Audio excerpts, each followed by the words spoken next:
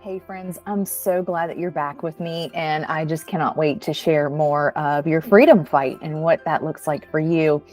And we were talking about the release on May 15th. We talked about how overcoming fear and what that looks like in your freedom fight.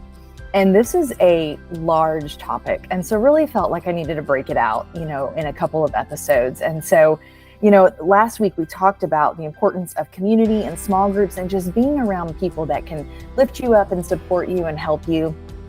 I know that in the Word, and even my pastor this past week, he mentioned this story in the Bible, how when Moses's arms got tired from holding his arms up to fight the Amalekites, that Joshua and his son came over and they held his arms up.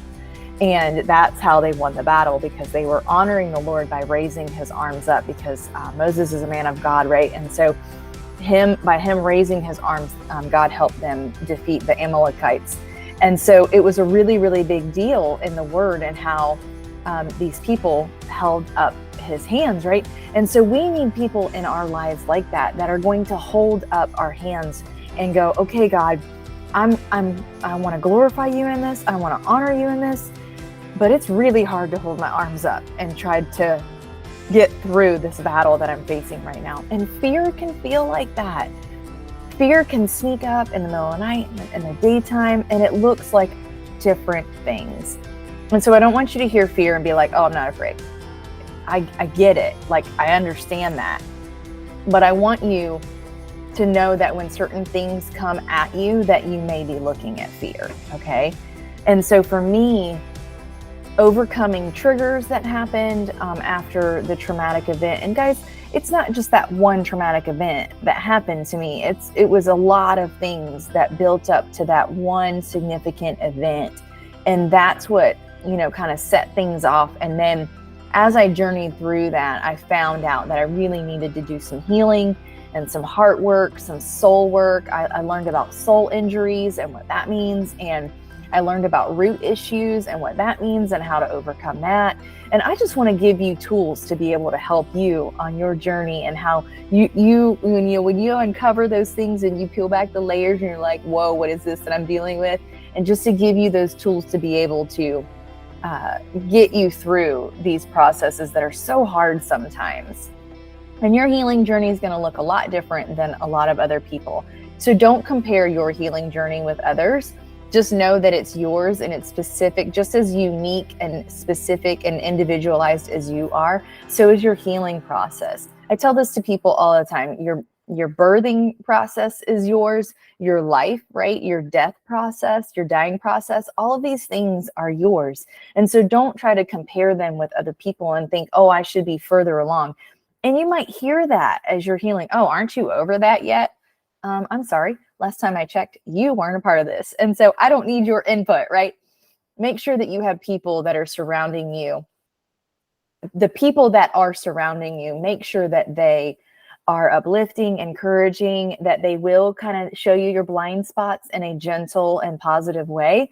Because there are so many times that people will come in and they will just say the wrong things, or say, and they mean well. I'm not saying that they don't, but sometimes you're just like, we're going to need to put brakes on that. We're going to come back to you, okay?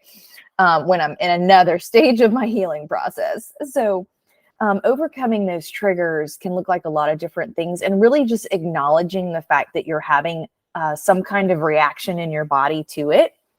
And so even just today, my husband said something to me and I was like, oh, I don't like how that feels.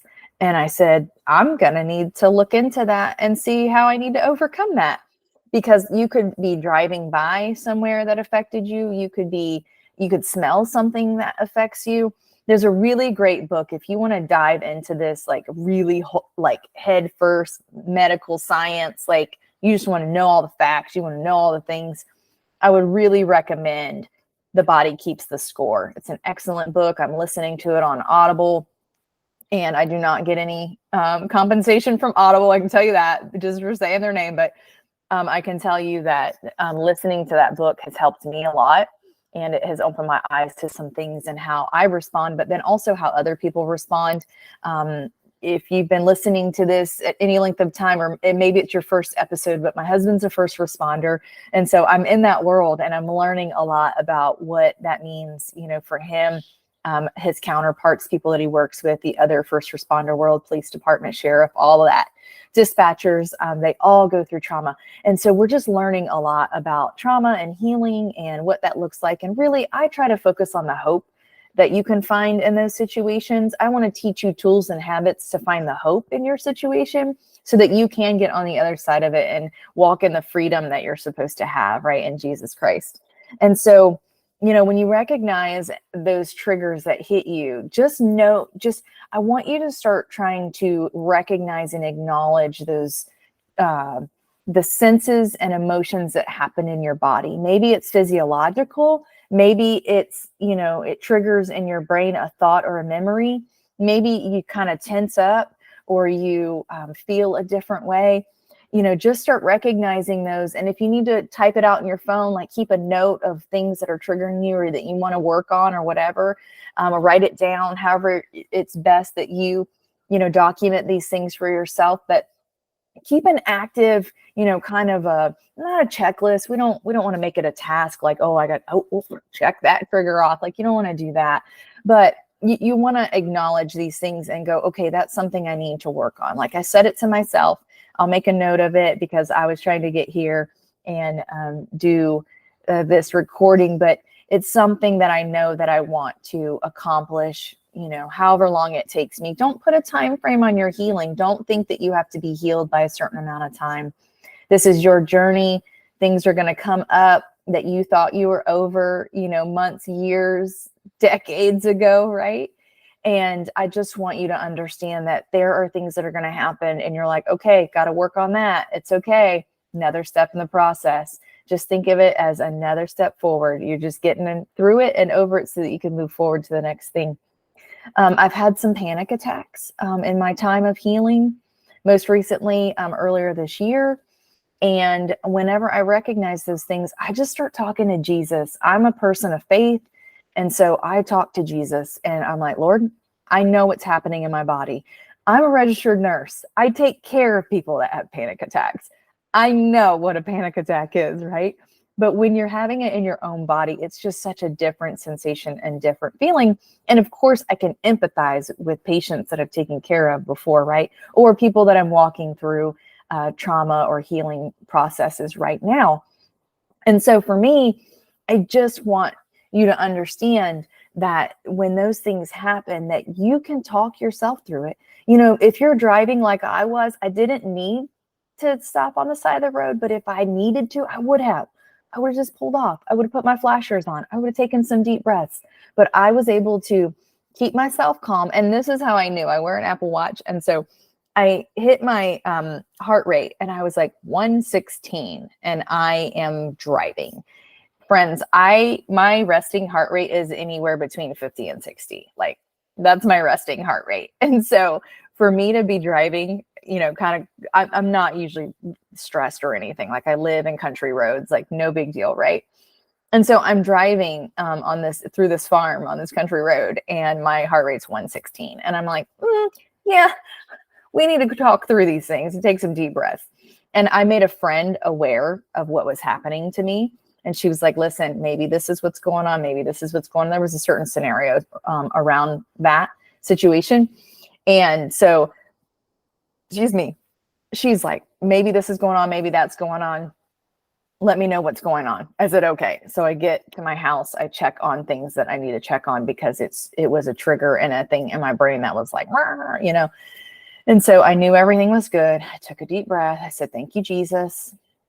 Just give me peace. And friends, if you are a person of faith, you know that the scriptures say that God gives us a peace that passes all understanding.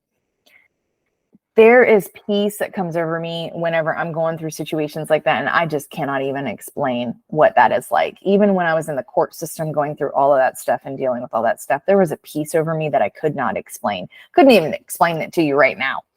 Like, it doesn't even make sense why I would have peace in those situations. And I did because God knew what I needed. And he gave me deposits of peace from heaven, knowing that I needed to be calm and not say a word. And he was fighting that battle for me. So praise God for that. And then anxiety and fear like to hang out. Just like when I took care of patients in hospice, and pain and anxiety like to hang out. Pain, fear, anxiety, I would say all those things are kind of friends. They're the triplets. They're a trio. They just like to hang out together. And a lot of times when you are experiencing some kind of fear, maybe you are in pain, or if you're anxious, something is hurting, or, if you're afraid, you're anxious. If you're anxious, you might be afraid. You see how they kind of mingle and hang out together in the same room in the same ways. And so if you are anxious, recognize that, acknowledge that, and then go, okay, why am I having this anxiety right now? Am I afraid? Am I thinking in my head that something is going to happen that's not going to happen? That 85-90% of the time, the things that we think of in our brain that might happen typically do not. And I even told my husband this morning, the ways that I'm overcoming some things is remembering that God is in control, because he is. And so when I remember those things and I change my perspective was my word of the year in 2020. And did we have to do a lot of perspective changes in 2020? Absolutely. But on a personal level and under the surface, I had to change my perspective on a lot of things that I was seeing. And that even helped me in the years to come. And even today, I still know that there are situations that I get into or thought processes that I get into, and I'm like, I really need to change my perspective on this. And because we're human, right? And so those negative thoughts are like, they just are creepy and they get right in. If you're watching YouTube, you could have seen my great little fun thing with my hand. If you're listening to this, you're not going to see my fun little wavy hands that are going on over here. Anyway, just know, thank you guys for being here and loving me in spite of my craziness. Just know that when you're afraid and the anxiety is kind of trying to creep in, recognize it. Anxiety, fear is trying to creep in, recognize it, and then find ways. Deep breathing is so important. And I'm going to tell you, there are methods to deep breathing, and there's actual exercises and things that you can do. If you have an Apple Watch, you can set it for those minutes where you can actually deep breathe for a minute. And do it, set your watch to remind you and take those deep breaths, but then you can access it, whenever you need it. And sometimes just listening to someone tell you to breathe can calm you down and get your mind off of whatever it is that your mind is swirling out of control on. Okay. Having that person that you can call on. I know that, again, as a person of faith, I can pray, but sometimes you need that physical person that's on the other end of the phone or text message, FaceTime, whatever helps you. Okay. If you're a hot mess and you don't want me on FaceTime, I get it. You know what I mean? But, have that person that you can voice record messages back to, or that you can have on call and be like, hey, I need you right now. This is a really tough season. Whatever the case may be, like, just have those people that you can call on. If you're really in a hard place and you need a lot of healing, some really deep personal work, then I would encourage you to go to some kind of an event that they typically call retreats, and do some healing soul work. Okay, so I lovingly call, oh my goodness, it's called Elevate Him as the company, and it is called Fully Alive is what the retreat is called. And I love it. I have a sweatshirt that says I am fully alive. I've been there, had a shirt, right? But they gave me such incredible tools to use and to help me through the phases and stages of healing that I've encountered since 2020. And I'm going to tell you, friends, I don't know if I've said this in a while, but I carried fear, the root of fear, for 10 years. Like, it just debilitated me. I lost sleep. I couldn't drive by certain areas without, it triggering me. Just so many things. I was afraid I wasn't a good mom. I was afraid I wasn't a good wife. I was afraid I wasn't a good nurse. I was afraid of a lot of things.